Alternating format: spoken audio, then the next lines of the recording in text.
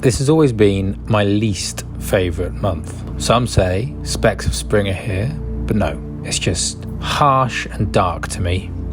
Everything seems still. That is, till the winds pick up and storm after storm hurl everything into endless motion. I took comfort inside the Royal Academy at the Francis Bacon exhibition Man and Beast. People deny how what is ugly and painful is often a fundamental part of the happiness that they know. Take the example of this dead tree I found one cold morning, with its haunting branches looking sad, isolated, lonely and lost among the thick, evergreen leaves of the forest around it. A tragic, wounded hole in an otherwise lush canopy of green. Yet, on the cold, dark, mossy base of the forest, the lightest, brightest spot is now below this skeleton. Its branches, abandoned by life, allow the sun to burn through to the forest floor. Sun-spoilt and rain-soaked, this soil will soon be the liveliest, most cosmopolitan city of multicultural mingling for miles and miles. Squally showers, then rain for a time. Good occasionally pour. When it rained, which it did often, I worked in the studio. All of my drawings for this month are in charcoal on A1 paper, trying to capture the brittleness and brilliance of these larger, older trees.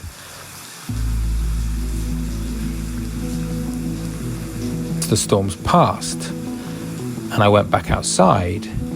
Many trees that were torn down were not old. They were full of life. Stood where a tree used to be. And I looked for the us in all of it. It's just unreal how much this tree looks like a wounded limb of a human with the bone sticking out. Straight illustration alone isn't going to cut it. How many winter branch pictures have you seen which depict nothing of how brittle they really are? Just like Bacon, I'm going to try and capture the violence of it all. If I could record you 5 people in this room, how could I do it? How could I make this thing? I could illustrate it, and that would say nothing. But how can I find, I have to use the word violence that you have here.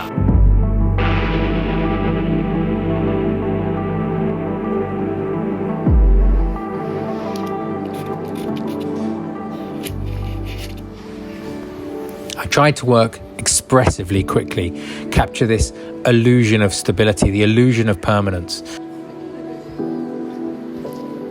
The wind, the cold, the stone, the power and pose, the broken trees, the fallen, the old, the magnificent, looming lifelessness of the branches above.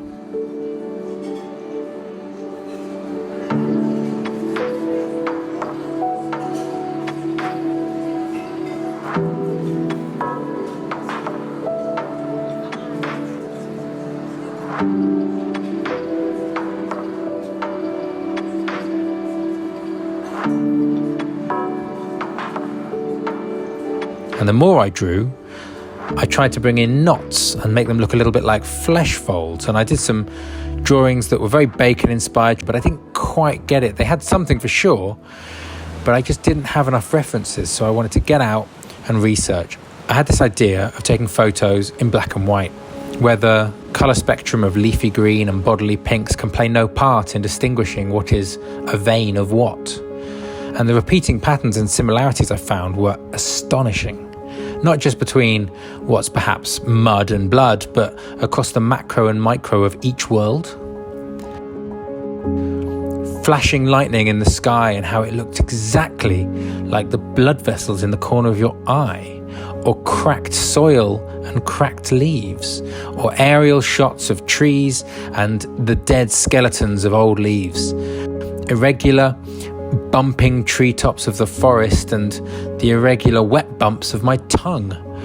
The similarity of the shadows of human trunks and of the hips of trees.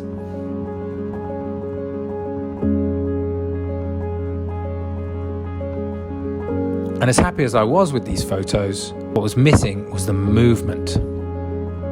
Ripples on water would look exactly, although very briefly, like the folds of skin under my macro lens. And that's what led me to make the video piece Eutierria. It explores what's human and what's not, confusing you on what is and isn't until you realise, is it even different? Is it not just all the same? The word itself comes from the experience of quietness and peace of nature that is only comparable to full immersion in water. When Eutierria occurs, your perception of the boundaries between yourself and all else, the thoughts and feelings setting you off from the rest of the cosmos, evaporate.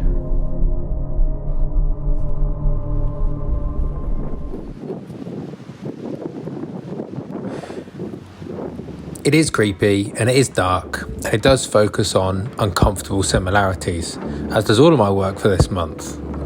A lot of it is really harsh, and I actually do find a real comfort in that. It's a tough time of year. It's not spring yet.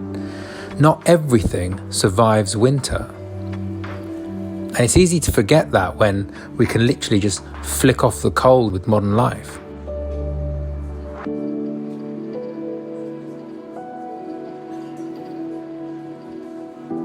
The world re-welcomes everything that falls from above. And now, at the end of the month, there's a shift in the soil and a new earthly rustle from below.